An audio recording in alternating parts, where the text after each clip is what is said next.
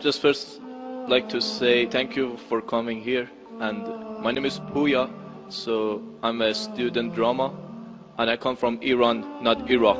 Iran, the old name Persia. So I come from a religious family. My family are Muslim, but I born as a Muslim, but I didn't want to born as a Muslim because, so as a family I born, but still I haven't accepted Islam because of some certain points.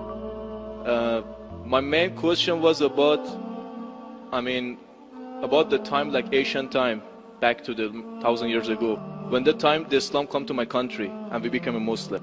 So as I read in the history and those kind of stuff, I found it out that the Arab countries, so they attacked to my country and they invade my country and they brought Islam by force without my king accepted. So Persia was the old country and it was the most civilized country from the ancient time until now. We believe a real God, we were worshipping a real God, and our religion was Zartosh, so he was a prophet also. So we believe in good things, good thought, good words. So even Cyrus the Great, he was the king of the world and he was doing a lot of good things. Even some people, they was confused that they call him Masih. He was doing many good things, but he was never said, I'm a prophet, I'm a God. But even though that king, when he attacked the other country, he never killed a civilian, he never raped a woman, and he never made them to change the religion. Even somebody was worshipping a cow, he respect for them, even though he was worshipping a real God. He could make them to worship also same as what is worshipping. But in the Islam way, if you're gonna promote your religion, doesn't mean that you have to force it to somebody else or you have to make them to accept that religion, because human being means freedom. So anyone, they should have a right, human rights. So maybe those people, they didn't want that religion, so why they have to attack and to bring it by force? That was the main question that make my heart a bit to make me to my belief go down. So brother, are you Parsi? Pardon? Yeah, I'm from Pars. Are you a Parsi? You mean Farsi? Are you a Parsi? Are you a Zoroastrian?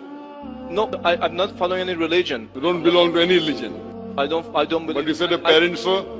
My parents are Muslim, but because of this confusion and stuff, I never try to follow the religion. I just believe in real God and doing the good things. So you believe in real God and good things. What are the good things? Where do you get the good things from?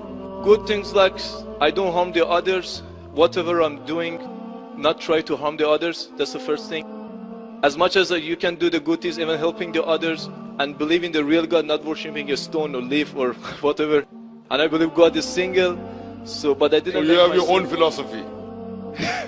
So you want to bring a new religion?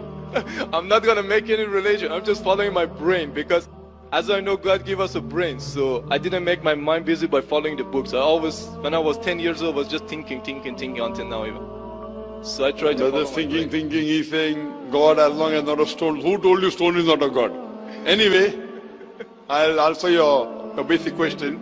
Your basic question is that Muslims came to Persia and they conquered and they forced people to accept Islam, so no one should force and all. I agree with you.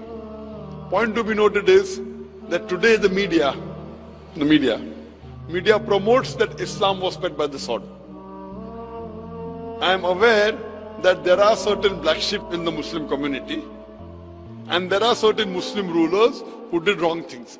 But as a whole, Islam was never spread by the sword. Islam was never spread by the sword. It's spread by sword. Sword. Sword means force. Force. Yeah. Like you said now, Muslims came and conquered Persia, etc. You see everywhere it's happening. There are wars taking place. But in Islam, it's clearly mentioned in Surah Baqarah chapter 2 verse number 256. La ikraha fid deen. There's no compulsion in religion. Truth stands out clear from error. What we see today, if we analyze that we Muslims, we were the lord of the Arab lands for more than 1400 years. For the past 1400 years, the Muslims were the lord of the Arab lands.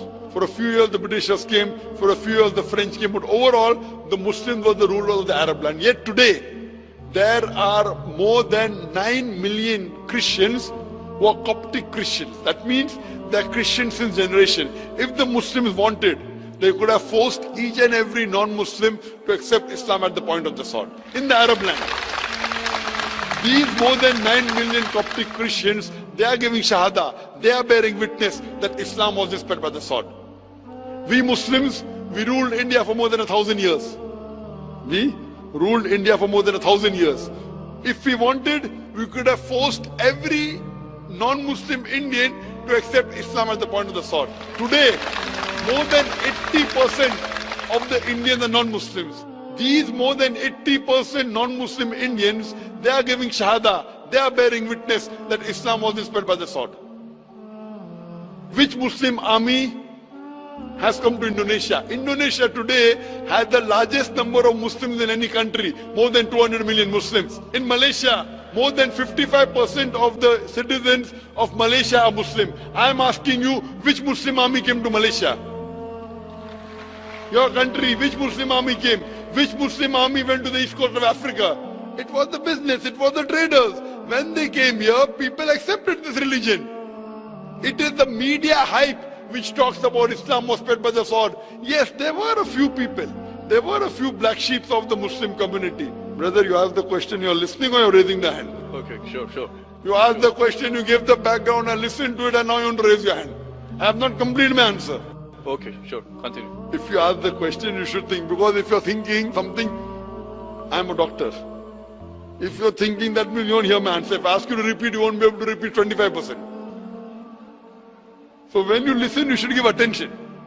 I'm a doctor. I've done psychology also. So, this is the media hype. If you read Thomas Carlyle, historian, he writes in his book, Heroes and Hero Worship. He puts number one hero prophet as Prophet Muhammad Sallallahu Alaihi Wasallam. He's a Christian. He says, if every new idea originates in one man's head, it dwells alone in the full world. It will do little good if he takes up a sword and propagates it. You have to first get your sword. He's talking about sword of intellect. There was a survey done in the Plain Truth magazine, a survey in the increase of the major world religions in a span of 50 years. In a span of 50 years, from 1934 to 1984. In a span of 50 years, the increase in the major world religion. It came in Reader Digest, Albanic Yearbook, 1984. Number one maximum increase in religion, it's Islam, 235%. Christianity, only 47%. I am asking you, which war took place between 1934 and 1984, which forced the non-Muslim to accept Islam? Which war? Which war? Today, leave aside the past. Today, the fastest growing religion in America is Islam. The fastest growing religion in Europe is Islam. I am asking you, who's forcing the Americans to accept Islam? Who's forcing the Europeans to accept Islam? You were not there born. Were you present in the past? Arabs came to my land and forced. Where were you present? This is history. Many things in history is false. So that's what... Okay. A very famous historian, Dilese O'Leary, he writes in the book, Islam at the Crossroad, page number 8. He says, history makes it clear. History makes it clear that the legend of fanatical Muslims sweeping across the world, forcing Islam at the point of the sword, is the most fantastic, absurd myth that historians ever repeated. Who says that? Dilese O'Leary. History makes it clear that the legend of fanatical Muslims forcing Islam at the point of the sword over conquered races is the most fantastic, absurd myth that historians ever repeated. This is just in the media today. Muslim terrorist, Muslim terrorist. I am asking you, did any Muslim attack you in this country? No, never. But the media says Muslims are terrorists. Yeah, media is just nonsense. Yes, same way your history is also nonsense. When media is nonsense, the history is also nonsense. Some is correct, some is wrong. That's the reason, if you hear the answer, I would like to end my answer with a quotation of Dr. Adam Pearson. Dr. Adam Pearson says that people who worry that one day nuclear weaponry will fall in the hands of the Arabs, they fail to realize that the Islamic bomb has already been dropped. The bomb of peace, it fell the day Prophet Muhammad, peace be upon him, was born. Good. Thank you, doctor, for your answer. But the point is, I didn't get the right answer because that's not media, that's history. And history is not something that can be written the false way, because if it be written in a false way, it can be changed. But that was the true history in all over the world and is written every Brother, did you hear my quotation of Deleuze O'Leary? Can you repeat it? Repeat what? Repeat Deleuze O'Leary's quotation. I said it twice, not once, twice. Most of my answer was once. I said twice. Now repeat it. Repeat at least 50%. So what's the point of repeating that word? I want to know whether it went into your head or not. No, because that's what is in my head. That is a history first thing. I am asking you, can you repeat the statement, the answer which I gave earlier? If you cannot repeat, that means it's useless me repeating the answer. You're not listening to me. You're thinking something. No, I'm listening to you. Can you repeat? That is media, that is false, can you repeat the statement of Deleuze O'Leary, a very famous historian? No, I can't. I'm saying it for third time. Listen to it and go behind the queue.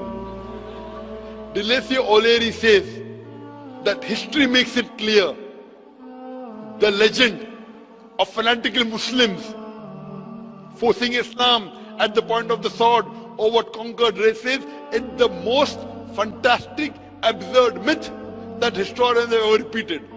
Deleuze O'Leary says history has been telling falsehood, and you're saying history, I believe in history. Deleuze O'Leary is saying that what history says that Muslims are forcing Islam at the point of the sword is the most fantastic myth that historians have repeated. So you have got influenced by the myth. So now think it's a myth and forget it and believe in the fact. The fact is you read the Quran and inshallah I want you to revert to Islam. Revert back to the religion of your parents, inshallah. Okay. Okay, thank you.